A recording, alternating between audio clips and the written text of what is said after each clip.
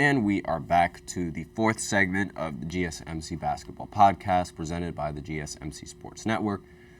And in this fourth segment, we are going to be talking about the MVP and exactly who I think is going to win the MVP, and particularly why my opinions have not changed despite the media's opinions changing as the season has progressed. And really, since the All-Star break, Luka Doncic, he's been on fire, and the Mavs have been winning a lot of these games. And because he's very popular, and the team is actually winning, and they're winning because of his ridiculous numbers, a lot of people are thinking that Luka Doncic is going to steal the MVP this time instead of Jokic, who I think is the MVP. I thought he was the MVP in the beginning of the season, and I'm standing by my opinion now. Jokic is by far the most valuable player in the NBA this season, and a lot of people, they sort of change their opinions just because of Luka's raw numbers and his box score numbers, because, averaging 38, 9, and 9 is very, very impressive. This is since All-Star break, by the way. So it makes sense why he's gaining that traction, as well as Shai Gilgeous-Alexander, who now the Oklahoma City Thunder, they are in that 1 seed, but is that really, I have said previously that, the MVP is usually awarded to the best player on the best team. But does that mean that Shai is more valuable than Nikola Jokic? Now, just give me 1 second before I'm just pulling up these numbers real quick just to make sure that I'm not, that I remember them, because I had these previously in my head, but it's I want to make sure that I'm at least a little bit accurate. So, in terms of value, obviously we associate value with raw stats and overall wins. And that's usually what the casual would look at. But most casuals, they wouldn't look at any sort of advanced analytics that determine a player's value to the team. And this is sort of why I'm here to sort of do that for you guys, because the revisionist history that Luka Doncic is carrying the Mavericks more than Jokic is carrying is absolutely ludicrous. A lot of people, they think that, because Luka Doncic is averaging these raw numbers and the Mavs are winning solely because of him, which they are, that immediately puts him in the MVP conversation, which it does, but that doesn't necessarily mean that he's going to win it. Not just because the Denver Nuggets are a higher place than them, but because, they're comparing numbers. They're comparing Jokic's raw numbers to Luka Doncic's raw numbers, as well as the seeding. I recently saw a post online saying that when Jokic won the MVP, he was the 6th seed, and these were his numbers. Now, Luka Doncic, in this season, as the 6th seed, his numbers are arguably better than Nikola Jokic's, but that doesn't necessarily determine value. So the Nuggets, when Jokic is on the floor, the Nuggets are 18.9 points better with Jokic on the floor compared to Shai Gilgeous-Alexander, to where the Thunder are 10 points better when he's on the floor, and compared to Luka Doncic, to where the Mavs are only 8 points better with Luka Doncic on the floor. So, 18.9 points better with Jokic on the court. If that doesn't determine value, I don't know what does. Because the number is right there. It's they just play better when he's on the court. And I understand that they have other valuable assets to the team. Aaron Gordon, they have Jamal Murray, and they have a very competent bench, but they clearly wouldn't be anywhere near where they are right now if it wasn't for Jokic and his ridiculous production. 18.9 points better per possession with Jokic on the court compared to with Luka Doncic, where the Mavs are only 8.4 points better when he's on the court. Obviously, this has to do, this is affected because, Kyrie is a relatively great scorer as well. So the fact that he has that other scoring option with him affects that number.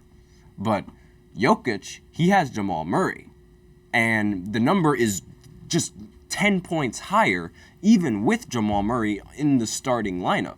And Jamal Murray and Jokic, they're arguably the best duo in the NBA right now. A lot of people are going to say it's Luka and Kyrie Irving, but in reality, it's Jokic and Jamal Murray. They literally just came off of winning a championship, and they're back in the playoffs yet again with the same roster that they've had. So I really don't see how they're not considered the best duo in the NBA, probably because of marketing and things of that nature. Jamal Murray actually had a comment about that, where he obviously believes that him and Jokic are the best duo in the NBA, and the reason why they aren't getting that much traction is due to media coverage.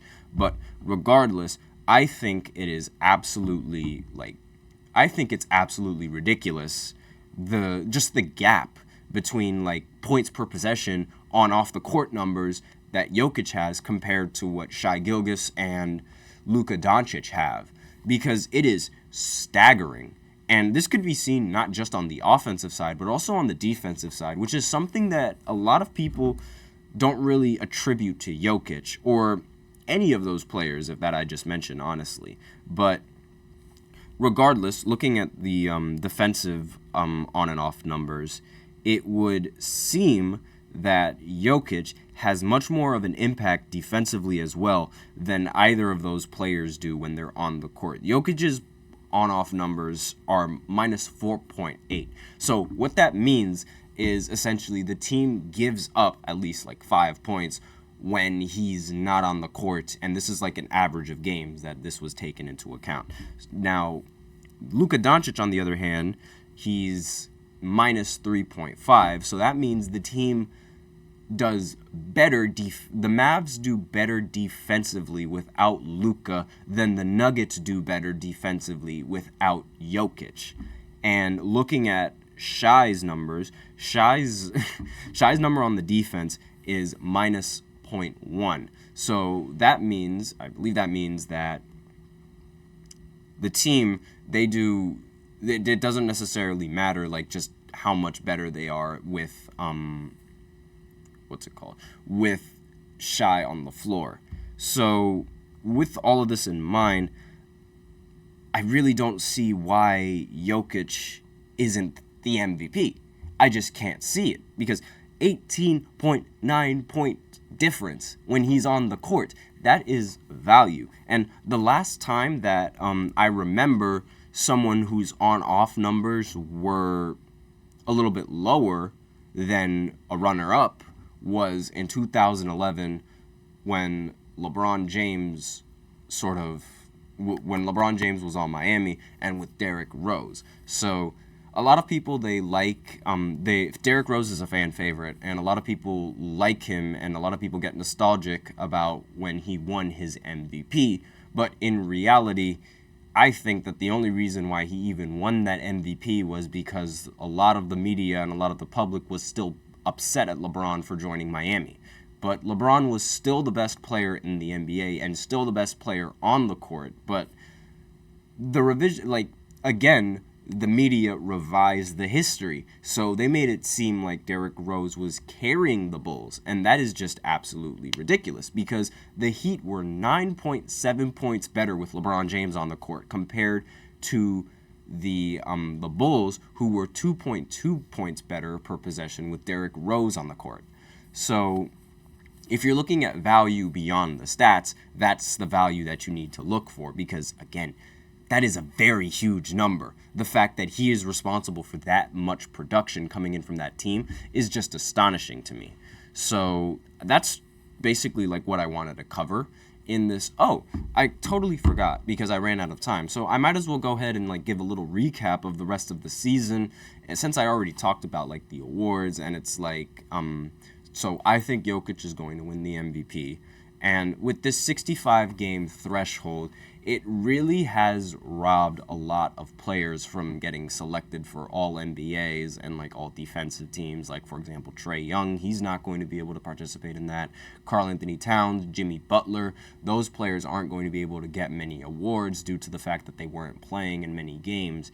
And I somewhat agree with that, and I really, really liked how this season turned out with the 65-game threshold, because we got to see a lot more action in the regular season between the best players. Unfortunately, we did not see Joel Embiid match up against Jokic in Denver.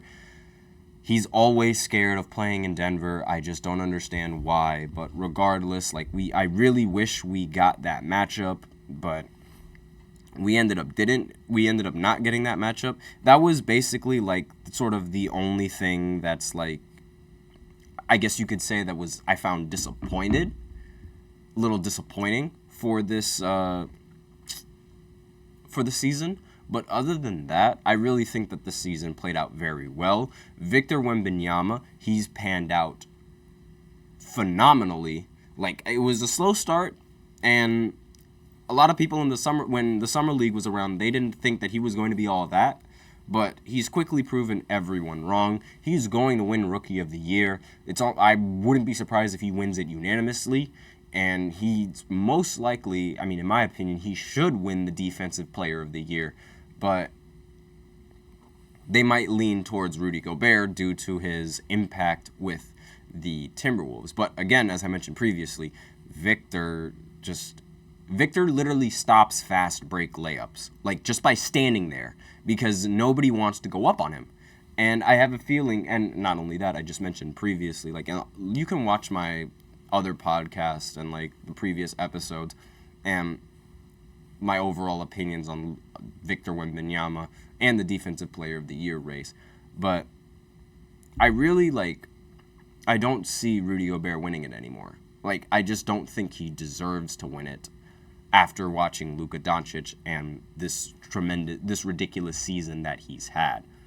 The total number of blocks that he has and the amount of blocks he averages is just ridiculous to me. But other than Victor Wembanyama, there was a lot of there wasn't as much drama this season as I expected. Then again, Kyrie Irving didn't just randomly decide he wasn't going to play a bunch of games, so maybe that's why there was no drama.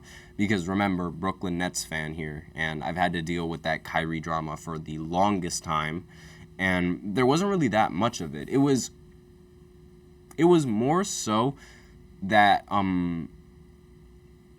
it was more overall. The drama was more overall, apart from, let's say, Draymond Green, where he would say something that would offend someone else, he would do something that would offend someone else. But other than that, I think this season panned out very well, and I am looking forward to the playoffs and all the matchups that are going to happen there.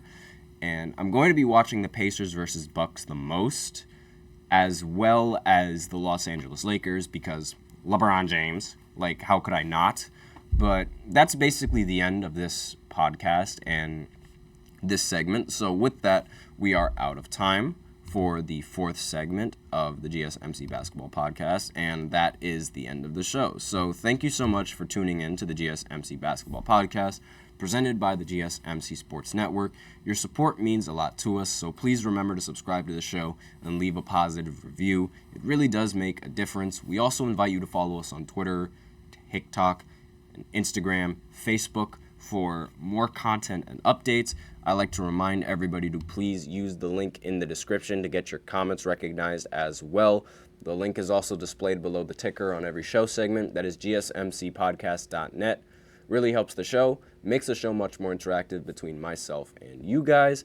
And that is basically it for this segment. I am your host, Nelson, and as always, take care.